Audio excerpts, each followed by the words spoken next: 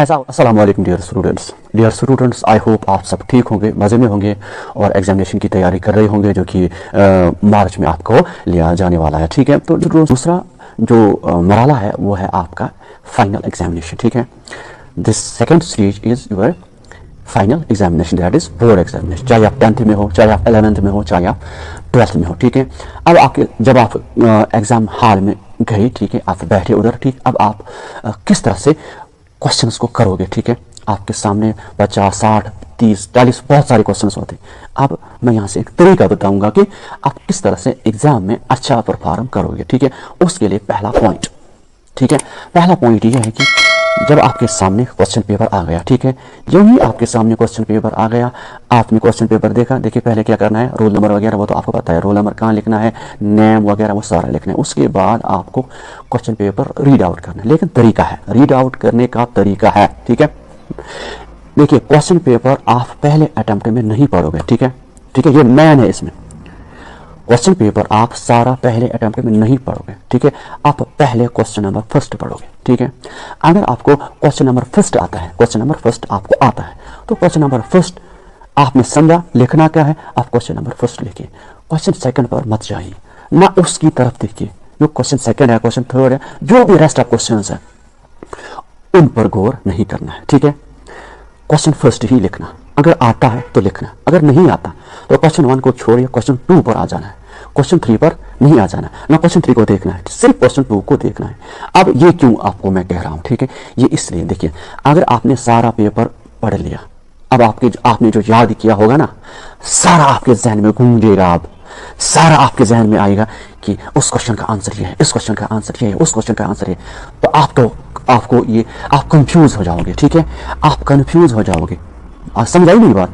इसमें इंसान फिर गलतियां करता है। ठीक है, अगर आप स्टेप बाय स्टेप क्वेश्चन, ये देखो, ये आपको जैसे वो मैसन होता है ना, मैसन वो किस तरह से ईंटें लगाता है, वो एक दीवार एक ही दफा मत तामीर करता है, मत बिल्ड करता है, वो ईंटें लगाता है एक एक करके ताकि लास्ट पर वो दीवार बन जाती है। ठीक है, इसी तरह से आपको क्वेश्चन एक एक करके एंड तक पहुंचना है और आपका कंप्लीट हो गया।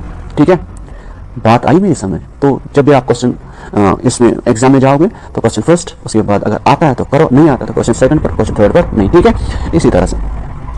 अच्छा, उसके बाद क्वेश्चन नंबर जरूरी देना है। ठीक है, क्वेश्चन नंबर्स, मैं ये तो असल में मुझे कहना था पहला क्वेश्चन नंबर 1 आपने किया, उसका नंबर देना है। Question number 1 part first, part second जो भी है वो करना है। ठीक है, देखिए स्टूडेंट्स, लास्ट पर मैं 2 चीजें आपके लिए बताऊंगा, वो इन सब बातों से बहुत ज़्यादा इंपॉर्टेंट है। ठीक है, नंबर पहले जो मैंने बताया था वो मोटिवेशन। ठीक है, आपके अंदर एक मोटिवेशन पावर होना चाहिए। मोटिवेशन पावर क्या होता है, ठीक है, आप डीमोटिवेट ना हो अपनी लाइफ में। ठीक है, देखिए अक्सर मैंने स्टूडेंट्स को ये कहते हुए सुना है, सर अब आजकल नौकरी कौन लगता है। ठीक है, क्या फिर हम सारे नौकरी के लिए करते हैं? ठीक है, कश्मीर में ओवरऑल करते हैं, नौकरी के लिए करते हैं, लेकिन जब आप यही सोच के चलोगे कि नौकरी नहीं मिलती, फिर सारे अनपढ़ ही रहेंगे। ठीक है, समझ आई मेरी बात।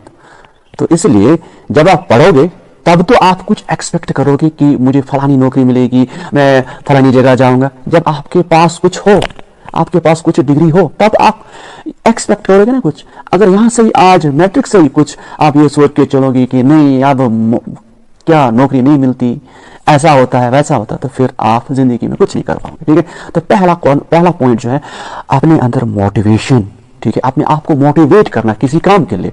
ठीक है, किसी काम के लिए मोटिवेट करना ये बहुत बड़ी बात है। ठीक है, दूसरा पॉइंट, जब आपने अपने आप को मोटिवेट किया कि नहीं मुझे ये काम करना है, मुझे सोसाइटी में स्पेशल बनना है, उसके बाद दूसरा पॉइंट आता है, वो है एप्रिसिएशन का कॉन्सेप्ट। ठीक, एप्रिसिएशन का कॉन्सेप्ट यह है कि मुझे दाद मिलनी चाहिए, मुझे ये अच्छा काम करना है और मुझे सोसाइटी में अच्छा इंसान बनना है। तो इसमें क्या होगा, आपको दाद मिलेगी सोसाइटी से, पेरेंट्स से, टीचर्स से। तो मोटिवेशन और ये जो एप्रिसिएशन का कॉन्सेप्ट अपनी जिंदगी में आज से ही लागू करो। ठीक है, तो स्टूडेंट्स आई होप कि आप मेरी इन बातों पर जरूर अमल करोगे। तो स्टूडेंट्स आज के लिए इतना ही, इंशाल्लाह होगी कभी दोबारा मुलाकात। जब तक के लिए अल्लाह हाफिज, अस्सलाम वालेकुम।